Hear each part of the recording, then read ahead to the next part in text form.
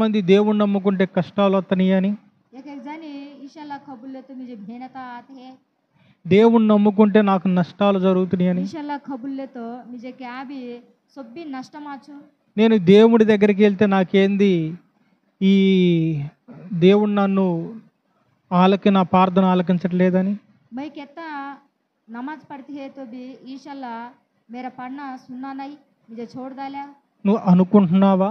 तू कर लेती है, అలాగ అనుకోబాకు. वैसा कर ले जानी. దేవుడు నిన్ను దీవిస్తాడు.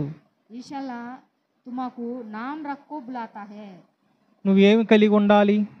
तुम्हें क्या रखले को जीना, దేవుడందు ప్రేమ కలిగి ఉండాలి. हमें सभी जनों भी में अच्छा हमें मोहब्बत करे से ने वैसे के हमें चलना. దేవుణ్ణి నువ్వు నమ్మగలిగితే तुम्हें खबुल्ले तो నువ్వు అందరికీ దీవెనకరంగా ఉంటావు. तुम्हें सभी जना को देते वाले रखते. ఈ రోజుల్లో నువ్వు లేని స్థితిలో ఉండావా? अब मुझे क्या भी नहीं को होती है, నువ్వు ఒకలా సమస్యలతో ఉండావా? तुम्हें क्या तो बिकट में पड़को होते हैं, నువ్వు భయపడగాకుము. तू डरो नको.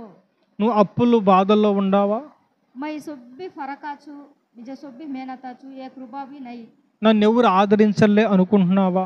मुझे कौन भी पकड़ा ले नहीं, कौन भी मुझे बुला नहीं. దేవుడు ఆశీర్వదించేవాడై ఉన్నాడు. ईशाला दखने वाले हैं. దేవుడు దేవుడు నమ్మాడు అంటే ఇబ్రహాం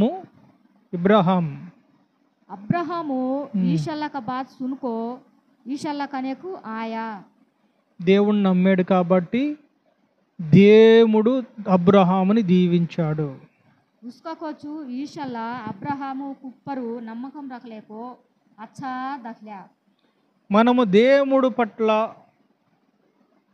దేవుడే మనకి ఆదరణ కలిగి మనం జీవించాలి.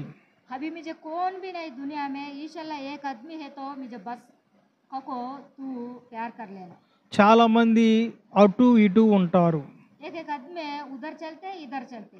ఇటు దేవుడు భక్తి చేస్తారు దేవుడికి, మళ్ళీ లోకంలో పాపం చేస్తారు, తప్పు చేస్తారు. देखो जी एक एक आदमी लोका में रख चढ़को पापा करते, भीड़ को आको नमाज पढ़ते. అలాగా రెండిటి మీద మనం ఉండకూడదు. उसको हमें दो पड़वा में हमें चले जानी. మనం ఎలాగ ఉండాలి?